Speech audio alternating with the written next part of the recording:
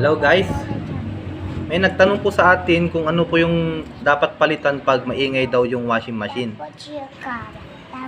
Yung washing machine daw niya napakaingay.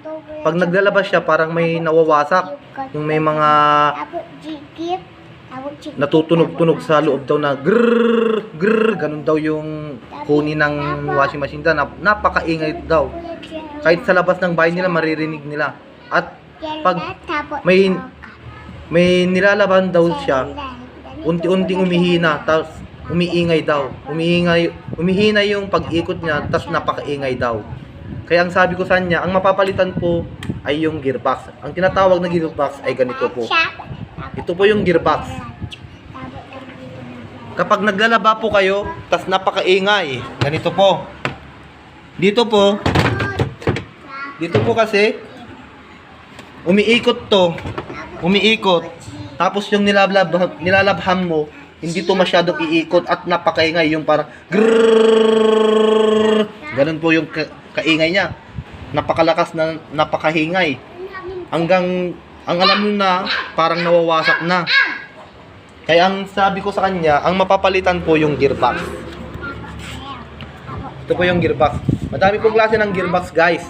May pa-round na ganito, mayroon ding square. Pero almost yung kadamihan yung parang ganito.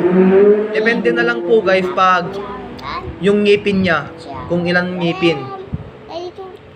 Kung ilang ngipin to guys. Ito 10 ngipin po. 10 teeth po ang tawag natin dito sa gearbox na to. 1, 2, 3, 4, 5, 6, 7, 8, 9, 10. Meron ding 9 teeth, ganun. Meron din yung siyam lang yung ngipin guys.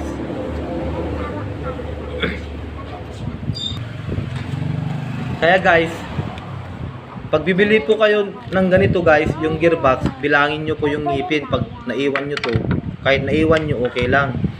Pero pag mas malaki yung nakuha nyo, kunin nyo na lang yung pinalitan nyo. Ilagay nyo dito, i-convert nyo. Para di na kayo magpalit ng belt. Oh guys. Meron din nagtanong guys, pinalitan daw niya ng gearbox, okay na daw guys. Pero ang problema niya, nung pinalitan niya, okay na. Pero tumutulo daw ng tubig. Tumutulo daw ng tubig, guys. Tinanong ko sa kanya kung sinalpak mo ba agad, sabi ko. Oo, sabi niya. Sabi ko naman, guys, pag ako yung nagsasalpak kasi, nilalagyan ko po dito ng rugby, guys. Dito po, nilalagyan ko po ng rugby, guys. Kasi meron din yung time na sinalpak mo to, yung parang maluwang na, yung luluwang-luwang. Kasi may space na po siya. Doon po dadaloy yung tubig, guys. Doon po tutulo yung tubig. Kaya nilalagyan ko po siya ng rugby guys.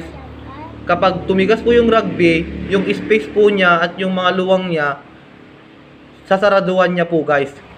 Hindi na po tutulo ng tubig pag tumigas na po yung rugby. Yun po ang ginagawa ko guys. Yun po ang sikreto niya. Tapos guys, pag nagpalit po kayo ng ganito, kung hindi po bago yung nilagay nyo guys, i-check nyo po yung rubber niya. Yung mga rubber yun. Dito. Kasi kapag luma na po, napupudpud na po yung rubber niya, dun po dadaan yung tubig ulit. Sisirain niya po yung mga gear sa loob niya. Kaya po kapag ako yung naglagay ng gearbox, nagpalit po guys, ang ginagawa ko po, binubuksan ko po yung bagong gearbox. Ito, may 4 na tornilyo po guys, buksan nyo po yan. Dun po makikita yung mga gear niya guys na maliliit. Ang gagawin lang po nyo guys, lagyan po ng maraming grasa sa loob. Oo guys. Kahit punuin nyo guys, pwede. Kasi yung grasa, yung pang tumutulong para patibayin yung mga gear. O para hindi po siya masyadong masira. Hindi po mas madaling masira yung gear. Mas matibay po pag maraming grasa sa loob guys. Yun po guys. Kaya sabi ko sa nagtanong sa akin na tumutulo daw yung tubig, baklasin mo ulit bro. Lagyan mo ng rugby. Kasi baka maluwang yun. Para pag tumigas yung rugby, yung luwang niya at yung space, sasaraduan niya guys. Yun po ang sikreto sa paglagay ng gearbox guys. Maraming salamat guys. Sana pakishare yung video. At sa mga baguhan, meron pong matutunan. Yung videos po natin, hindi po kalukuhan, kundi nakakatulong po guys. Mga gustong mag-repair, makakatulong po to guys. Mga tutorial natin. Hindi po kagaya ng mga videos dyan na kalukuhan lang. Maraming salamat guys kung sa mga gustong maghanap ng videos ko. Share nyo lang po yung mga videos natin para madali nyo pong mahanap pag may gagawin kayo. Subukan po nating mag-videos ng marami guys pag may nagpagawa para makikita nyo po yung paanong actual ng paggawa sa mga iba't ibang appliances guys. Maraming salamat guys. God bless.